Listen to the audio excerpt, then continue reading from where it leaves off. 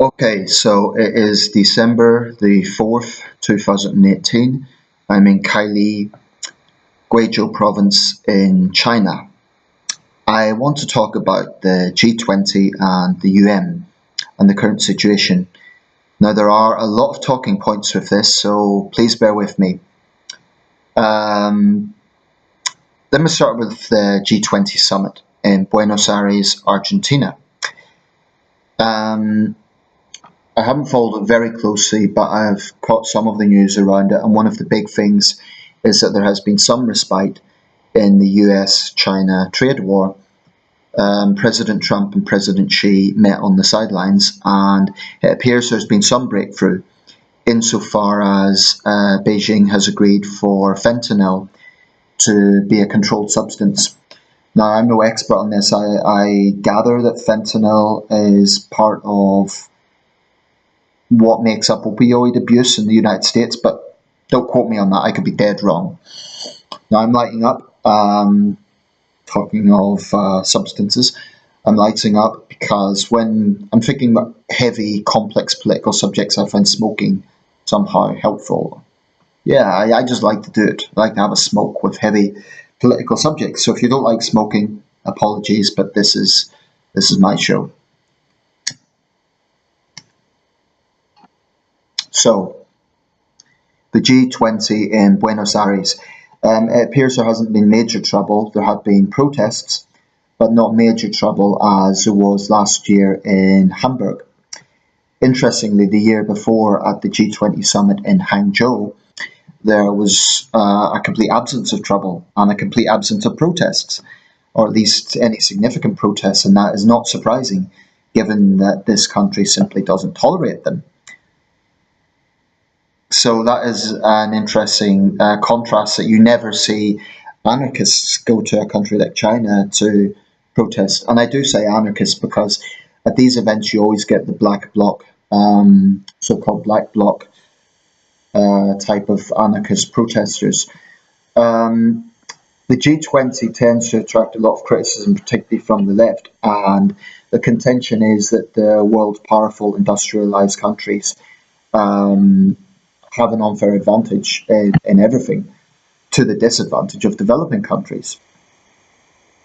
Now, I'm not going to say there is nothing in their arguments, but one issue I want to focus on in this video is that where there is protest, there has to be alternatives. Because it's all very well being angry and protesting and throwing Molotov cocktails at the police and vandalizing things, but what is the alternative? When you're saying that something is terrible, it doesn't work, you need to suggest an alternative. Now, what is the alternative to the G20 at the moment? I don't know. Um, if we look at the nature of protests, I mean, what's going on in Paris right now, it's tragic. We're seeing art galleries being vandalized. We're seeing just wanton criminality.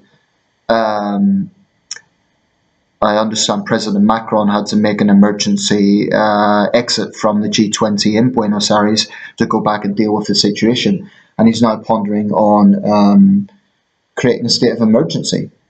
Now, I know France likes to protest, but that is just tragic. People destroying their own culture. It's crazy.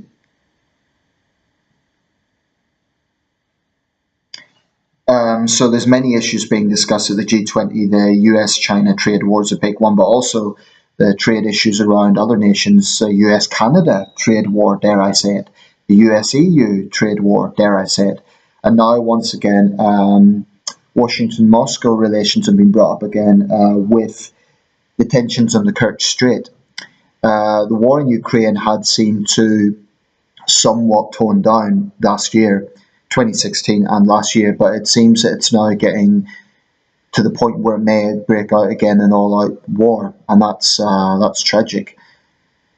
I think often of that quote that is attributed to Plato, whether he said it or not, we don't know. Only the dead have seen the end of war. Well, that's very significant for the wider issue I'm talking about here, which is the UN. It's important to recognise where the UN came from. It came from the ruins, from the dust of World War II. A devastating conflict, the most devastating conflict in human history, many millions dead, 21 million dead in the Eastern Front alone. At least 21 million. That was the Soviet dead. Millions of German dead as well on the Eastern Front. Devastating. Millions dead in Asia, millions dead in Europe. This was a consequence of World War II. And the United Nations came out of that just as the League of Nations came out of World War I. Now, if we think that the G20 has critics, particularly from the left, then the UN has plenty of critics from the left, but I would also say particularly from the right. And there has been a lot of talk recently of boycotting the UN, withdrawing funding from the UN, and so on. I can totally understand some of the anger behind that when we see issues like the corruption that is there, the sexual abuse by UN peacekeepers. It's an absolute travesty that people who are tasked with protecting others abuse that power. It's disgusting. But I look at it a bit like I looked at the Oxfam scandal. Are we then going to demonise every UN peacekeeper? Are we going to say that the whole organisation is rotten because of that? Not for a second would I downplay it. I think it is appalling. The late Dutch Premier Wim Kok received a lot of heat for the situation in the Balkans and his handling of that with Srebrenica. And more recently, there's been criticism of Kofi Annan, the late Kofi Annan, Ban Ki-moon. Every UN Secretary General faces criticism for not doing enough, but that's overlooking the fact that the Secretary Generalship in itself is a limited role. They're not president of the world, they're more like the caretaker of the world. Sometimes it can be said that there maybe should be more of the general and less of the secretary. But then you get a situation where people will say then the UN has too much power. Now, with the UN, I think there is definitely something rotten in there, but I don't believe that makes the organisation as a whole rotten. I believe the motivations behind the setup of the UN were very noble and understandable. But the world has changed radically in the last 70 years, and I think that we need to consider that in any assessment of the UN and the current situation. Now, the simple question that I would propose, if you want to abolish the UN, what alternative is there? Human civilization has developed in such a way that there is always going to be some sort of international body. Because what is the alternative? The alternative is having every country as a floating little island that does what it wants. Now, this is not to say that countries don't regularly flout UN regulations and resolutions, they do. It's not to say that countries that signed up to the UN Human Rights Treaty of 1946, I believe it was, don't regularly flout that, because they do.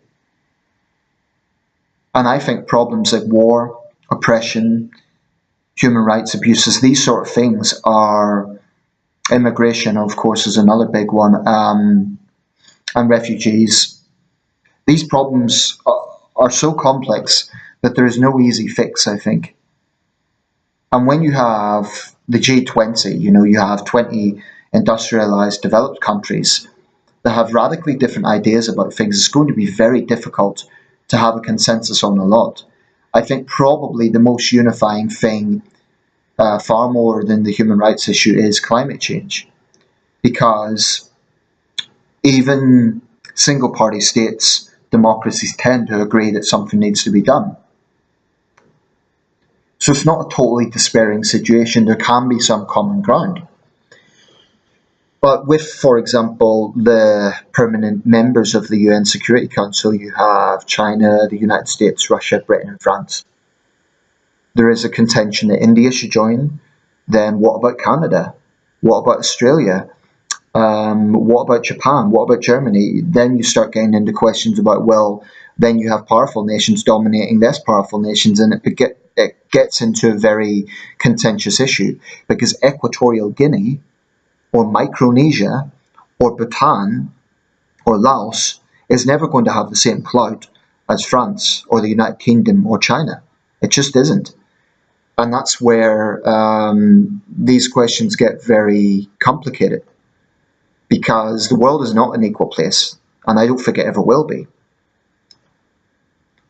But definitely, I think there needs to be reforms at the UN. One thing I find utterly perverse is that you have a country like Saudi Arabia, which is on the UN human rights body. That's perverse. You get a situation too where Islamic countries are demanding that blasphemy legislation be imposed not just within their domain, but worldwide. They want to make a situation where any criticism of Islam is illegal. Now, that is incredibly dangerous, and what I find deeply concerning is there has been attempts within secular liberal democracies for blasphemy to be imposed, blasphemy legislation to be imposed. It hasn't quite happened yet, but there are people who are trying to masquerade this as combating Islamophobia, and we need to really scrutinise the real intentions behind that. So, what are the answers to all these problems? There is no simple answer, but I don't believe it lies in just abolishing the UN. I think that would make things a lot worse. Things are bad. I think that would make things a lot worse, particularly in an era when there has been a rise of populism, both left-wing populism and right-wing populism across the world. I don't think abolishing the UN is the answer. Or if it is the answer, there has to be an alternative, and I don't see anyone proposing that alternative. So that's a contention I would make. If you want to abolish the UN, what do you propose in its stead? I'll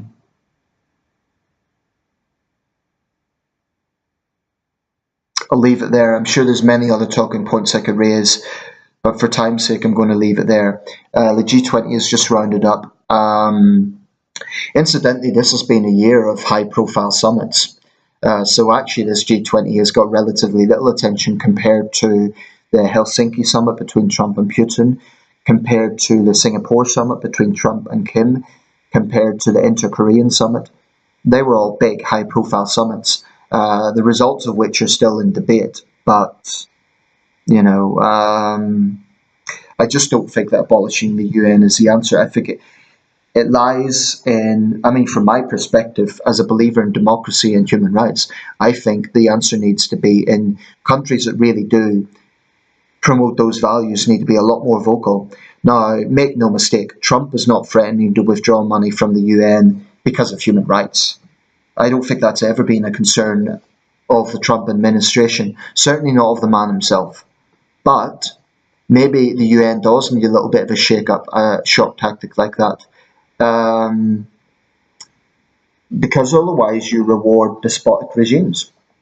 You know, if you give money to an organization and that money ends up getting filtered into decisions such as putting Saudi Arabia on the human rights body, I think there needs to be a bit of shock treatment at the UN.